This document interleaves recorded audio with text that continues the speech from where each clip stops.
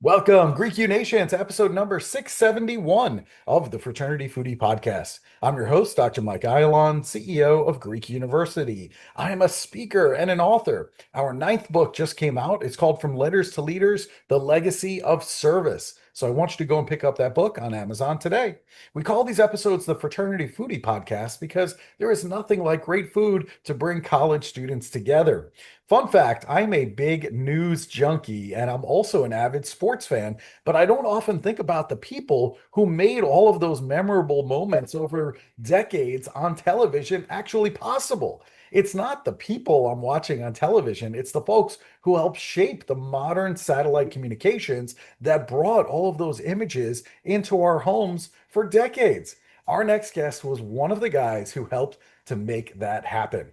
Robert M. Patterson is a visionary entrepreneur whose pioneering work helped shape the modern satellite communications and broadcasting industries. Over a distinguished 5-decade career, he transformed bold ideas into groundbreaking innovations that forever changed how the world experiences live sports, breaking news, and global events.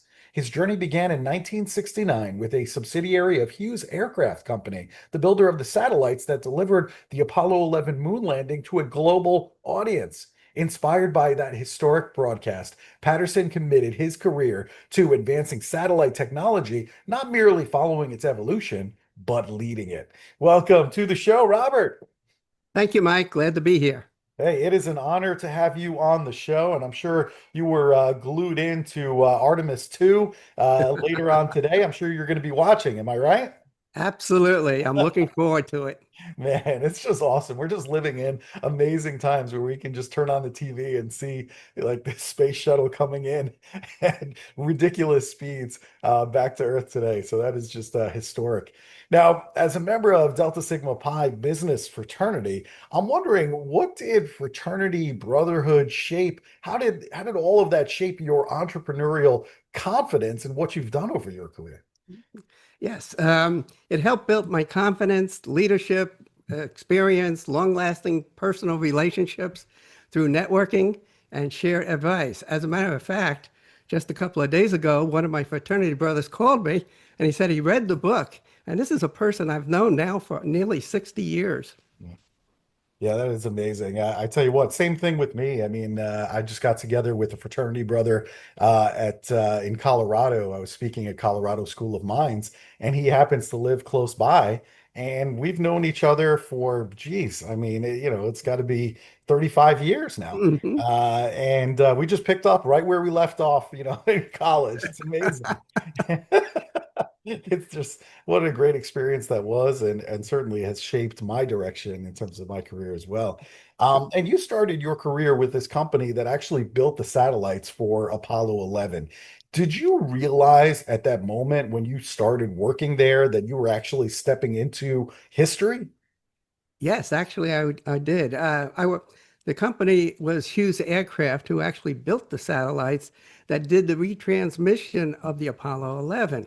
And I had the front row seat of seeing it there, plus working for the company. And as a result, I knew that we're headed into a new generation, a new technological advancement. And up until that time, everything was done by landlines. And then satellite came in and changed everything. Man, oh man. I think about when you were watching the moon landing and how amazing that must have been for you. What did that teach you about possibilities going forward? Well, what I did learn about it is that through determination and unlimited resources, you can almost do anything if you have your mind set to it. Yeah, that really is a great lesson. The more I think about, the guys who are up there now who are going to be coming down on Artemis 2 today, it really does kind of show you that if you bring together four people, it happens to be three astronauts from the US and one from the Canada. But, if you bring together four people and you have this common mission and you have all these other people standing behind at ground control that are doing all of that work behind the scenes Mhm. as well, you really can do anything. I mean, including going to the moon and seeing a place of the moon that nobody has ever seen before. I mean, it's tremendous, right? I mean, it just shows you that we can accomplish anything if we all work together, I think is the key. Exactly. And it is just amazing. And I'm so pleased that we're going back because hopefully America will reinstitute itself to rekindle the love and the joy of space exploration. It's just fabulous. Yeah, I completely agree with you. The next time I think they're going to be walking on the moon in a few years, back again. And I'm telling you, I really think that we're going to be building infrastructure on the moon. I think there are certain things that the moon's atmosphere is actually more ideal than here on Earth for some things. And I really believe that we are going to start building infrastructure on the moon. And how cool would that be? That would be, and you're absolutely right, because we're supposed to land in 2028. And that's when we'll start setting up and getting ready to move to Mars, actually, Yeah. eventually. It's just it's fascinating to me all the things that are happening, and I think you're absolutely right. Mars would definitely be the next step. So it's just so cool. So the other thing that I'm thinking about is in 1975, you actually orchestrated, which was the first live multi-carrier domestic satellite broadcast. And that was really instrumental for its time. I mean, we think about it today, we don't even blink. But in 1975, doing something like that, a satellite broadcast, was really groundbreaking. So, how do you convince people to believe in something that they've never seen before? It was difficult. It wasn't easy. As a matter of fact, the TV networks, ABC, CBS, NBC, were all reluctant to it. They didn't want to change. Up until that time, they were doing terrestrial facilities. They were comfortable. They didn't want to change. And then all of a sudden, you threw the signal up 22,236 miles into space, and they thought that was science fiction, and they didn't want to go that way. And it wasn't until the cable companies started using it that they recognized that if they didn't start changing into the new technology, they'll be left behind. So they eventually came on board.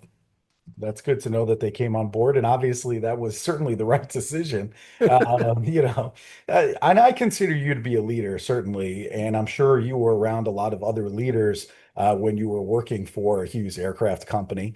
When you have over 1 billion people are watching something on satellite broadcast, and something goes wrong, which inevitably things are going to fail, what happens inside a leader's mind when that happens? Yeah, that's a great question. And actually, that happened during the 1984 Summer Olympics. And actually, I bring you into the control room and talk about that specific case. And what happens, you take out all the emotion. You don't think of any consequences. You have only one thing set up is to get the signal back on the air. And that's all you think about. And that's what you keep on working until you get it back on on the air. Nice. All right. So you have your single focus and you're just laser focused on getting it back. Whatever I got to do to make that happen. Everything else kind of fades Yeah. back. Yeah. It You, doesn't you matter. take out, or you just cannot think of the consequences. You got to go past that. Yeah, yeah, man, oh man, that's incredible. The other thing that I think about too is that obviously we have wars that are going on around the world right now. And when you're broadcasting on the news, let's say it's war or global conflict, much like we're seeing right now in the Middle Yes. East, how does your responsibility to deliver those images, how does that change?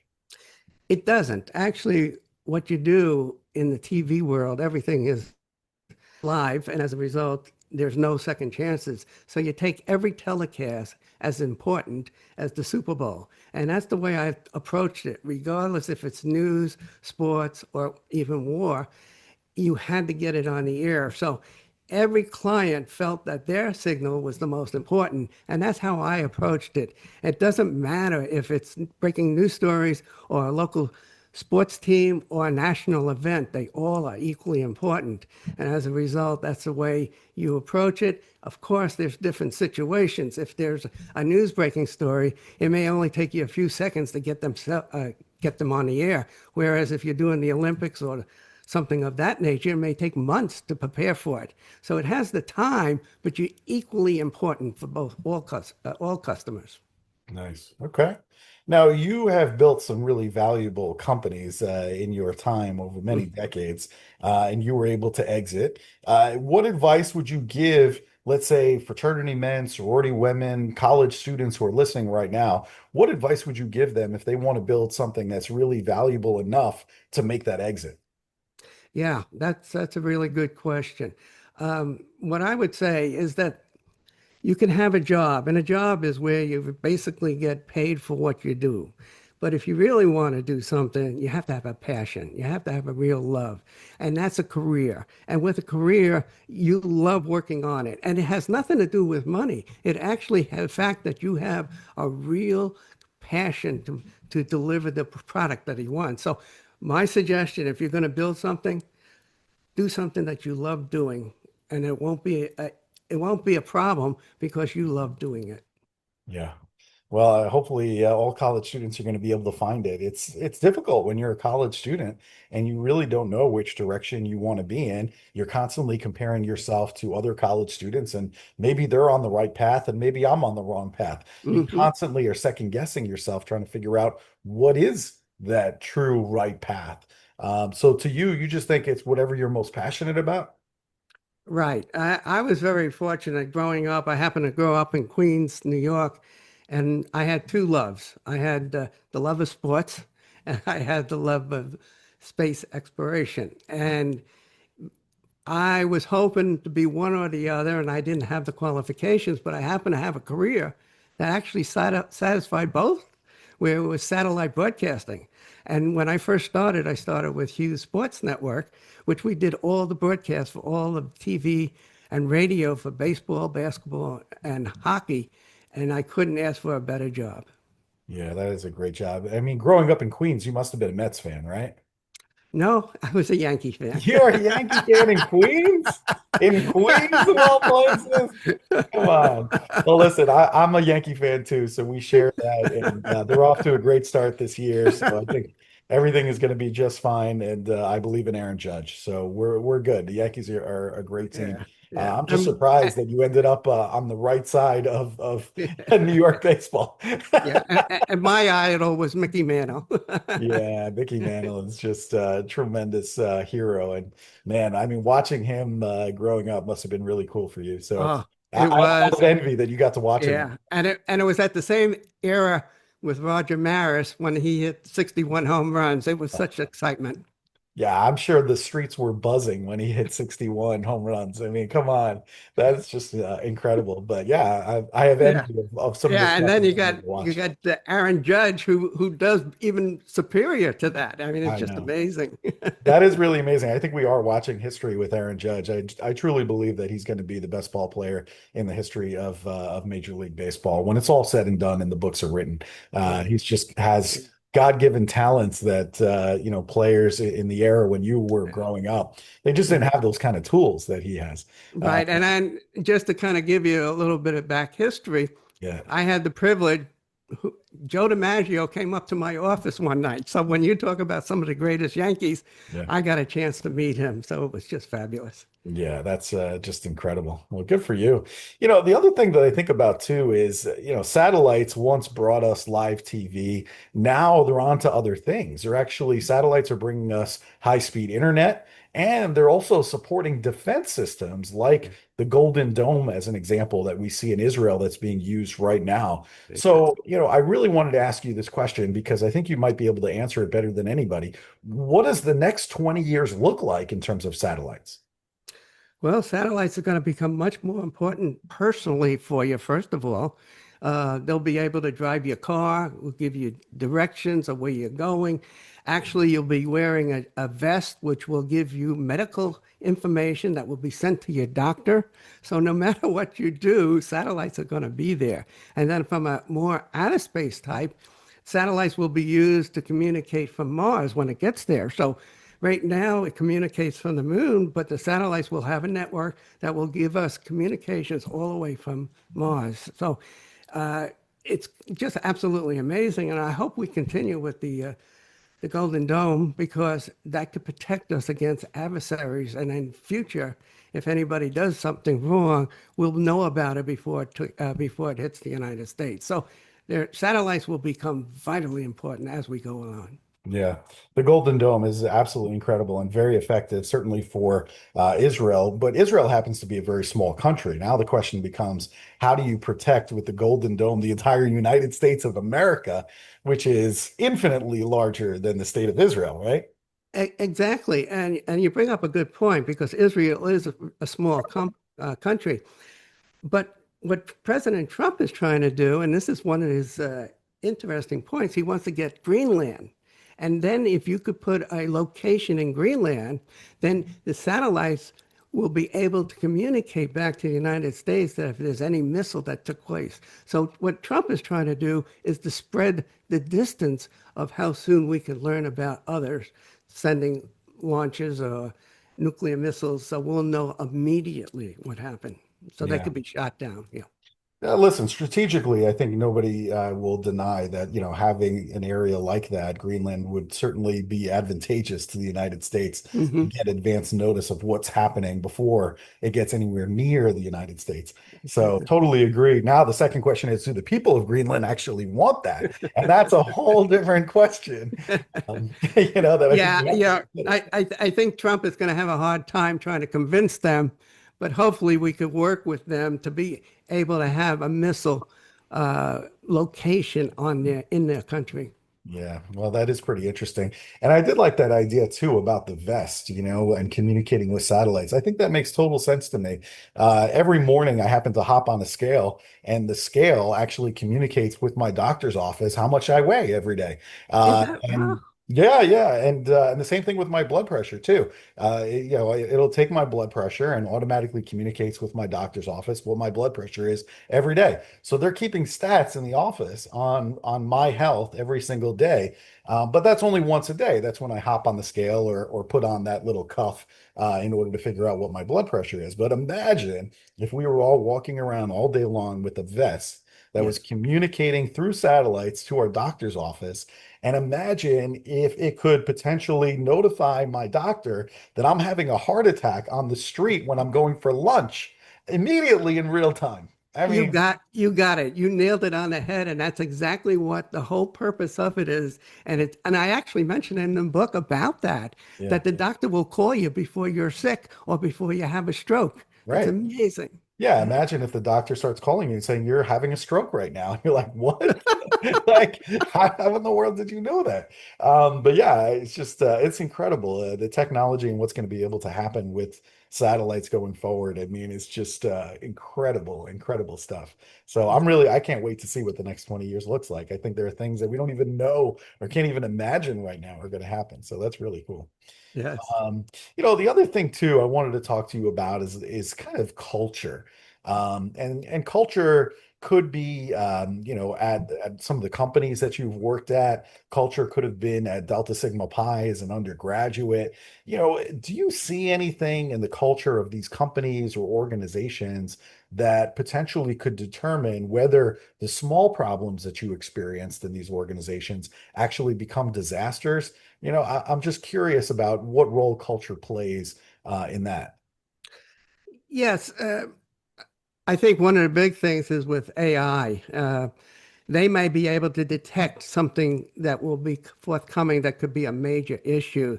And if you could kind of pick that up before it gets too big and too large a problem, you then mediate a problem ahead. So as a result, I think culture will have play a bigger role as we go on. And with AI telling us in the future of things, let's take about the satellite.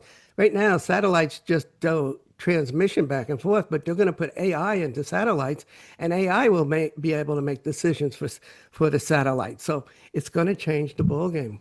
Yeah, I think you're absolutely right about that. I mean, I think about AI and how that's being used, let's say in the medical field, as Mm, an example. I mean, certainly you can feed data into AI about a patient and their health. And I think AI can run all kinds of various scenarios and tell us what is the likely outcome for this yeah. patient based on their vitals, right? Yeah. Can you imagine they can tell, whether you're having something where, you lose your memory, and then they'll know that it's Alzheimer's. And as a result, they'll know ahead of time and be able to give you medication. So that's going to be very important. Man, that is just incredible to hear. The other thing too I think about is, you remember the days of college. It might have been, a few decades ago, maybe two or three, but nonetheless, what would, if you could go back in time and speak to 22-year-old Robert, just graduated from college, what would you tell him? Well, with today's society, everything is technology, and it's just unbelievable.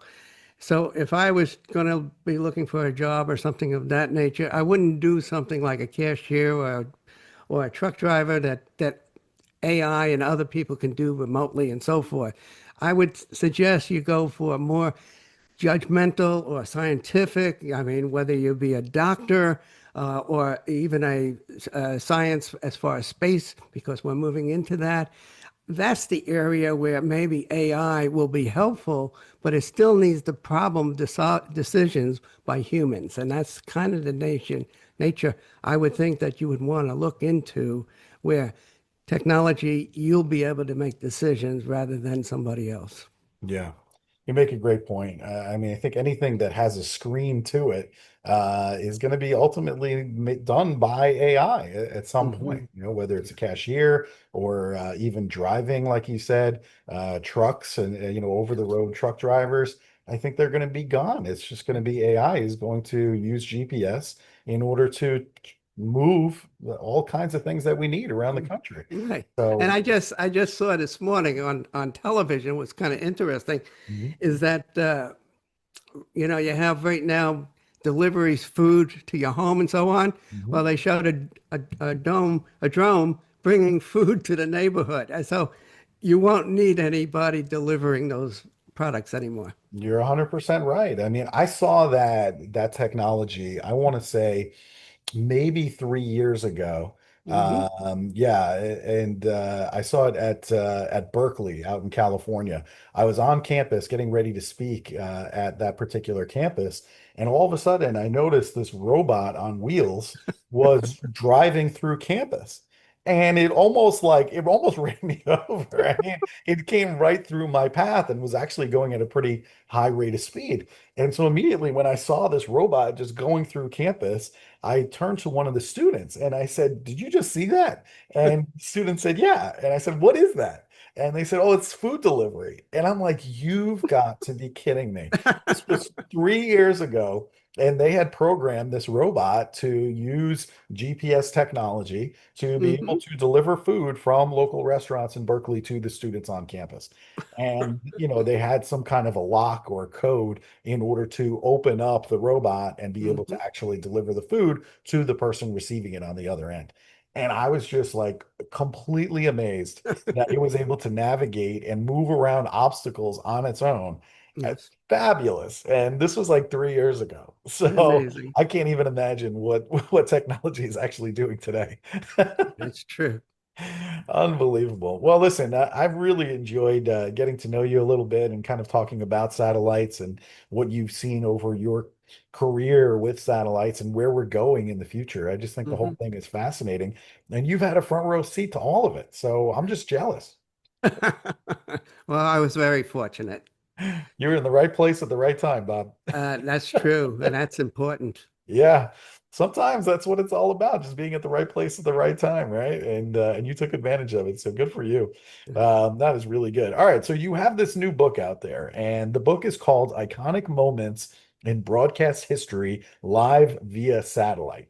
So Yes. if all of our college students want to listen and hear more about your career, satellites, technology, all of the things, broadcast history, where should they go in order to buy the book and then potentially connect with you as well for more opportunities? Okay. Thank you for the chance of mentioning that. Um, the book is on Amazon, and there's three different formats. There's an ebook, there's a paperback, and now the actual hardcover book. So you can get any one of those. And if you wanted to find a little more information about my background, I have a website that's called rmp-satellites with an S.com. And that shows my history, my bio, the accomplishments I did, the milestones, and so forth and so on. So that's where they can find more about myself.